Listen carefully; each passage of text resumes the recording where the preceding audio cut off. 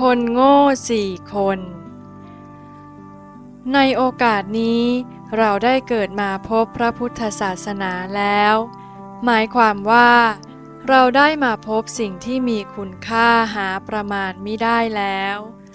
คุณค่านี้ไม่สามารถนำสิ่งใดมาประเมินเปรียบเทียบได้เลยแม้แต่น้อย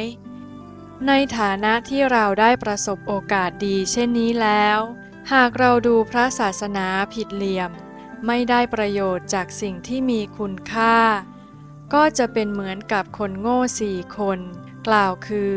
คนตกยากพระผู้ใหญ่บ้านและชาวบ้านคนทั้ง4ดังกล่าวนี้เป็นคนไม่ฉลาด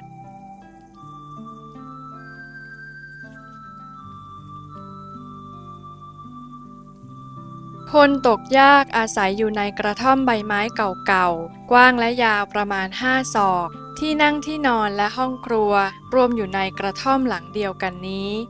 อยู่ดูแลรักษาสวนทุกวันก็จะตัดฟืนไปขายเพื่อเลี้ยงชีพตนกับภรรยาอยู่มาวันหนึ่งเขาไปตัดฟืนเหมือนอย่างที่เคยทำมาเมื่อตัดเสร็จสับเรียบร้อยแล้วจึงแวะอาบน้ำข้างทางเพราะรู้สึกร้อนและเหนียวตัว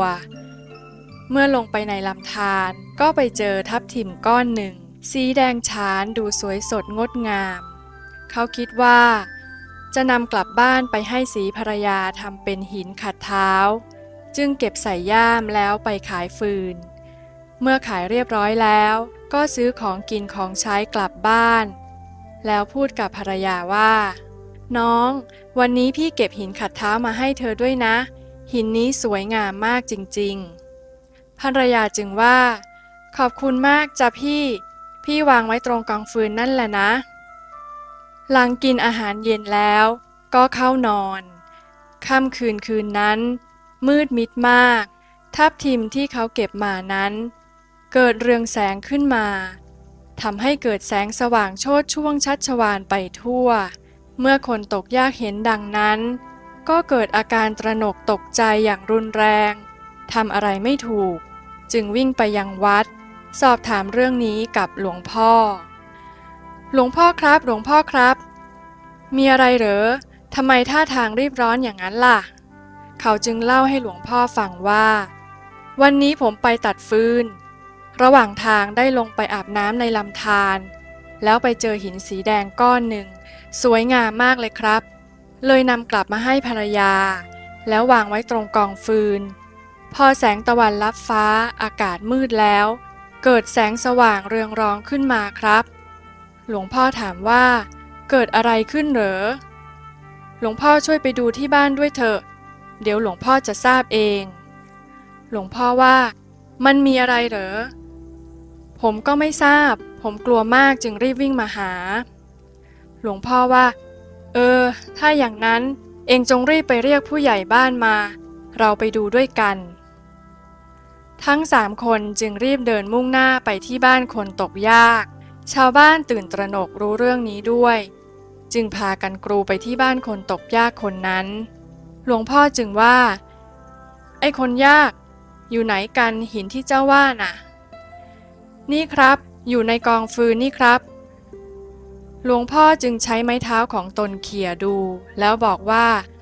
ใช่แล้วมีแสงสะท้อนออกมาจากหินก้อนนี้จริงๆโยมผู้ใหญ่โยมคิดว่านี่มันหินชนิดไหนกันอาตมาไม่เคยพบเคยเห็นมาก่อนเลย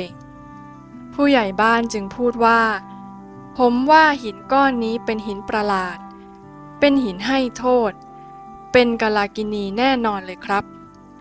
หลวงพ่อจึงว่าใช่แล้วหินนี่แหละที่เขาเรียกว่าหินผีปอบหลวงพ่อได้พูดคำว่าผีปอบถึง3 ครั้งเมื่อชาวบ้านที่มามุงดูได้ยินเข้าต่างคนต่างตกใจกลัววิ่งหนีกันไปคนละทิศละทางหมาก็เห่าหอนเสียงสนั่นวุ่นวายไปทั่วทั้งหมู่บ้านคนตกยากก็กลัวสุดขีดจึงรีบนำหินไปทิ้งในแม่น้ำเสียชาวบ้านก็ตื่นตระหนกเกิดอาการหวาดผวากลัวกันทั้งหมู่บ้านนอนไม่หลับทั้งคืนพอรุ่งเช้าจึงรีบพากันไปวัด ให้หลวงพ่อรดน้ำมนต์และผูกแขนให้แล้วนำสายสิญจน์ไปเวียนรอบหมู่บ้านจนขาวโพลนไปหมดทุกทิศผู้ใหญ่บ้านก็อาการไม่ดีเช่นกันจึงนำพระมาชุบน้ำแล้วใช้ดื่มใช้อาบตลอด7 วัน7 คืนเพื่อป้องกันผีปอบมารังควาน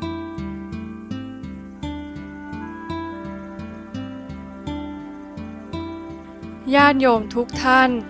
เราได้มีโอกาสเกิดมาพบพระพุทธศาสนาแล้วอย่าให้เป็นเหมือนคนโง่พบของดีกลับไม่รู้คุณค่าดังตัวอย่างที่กล่าวมานี้เลย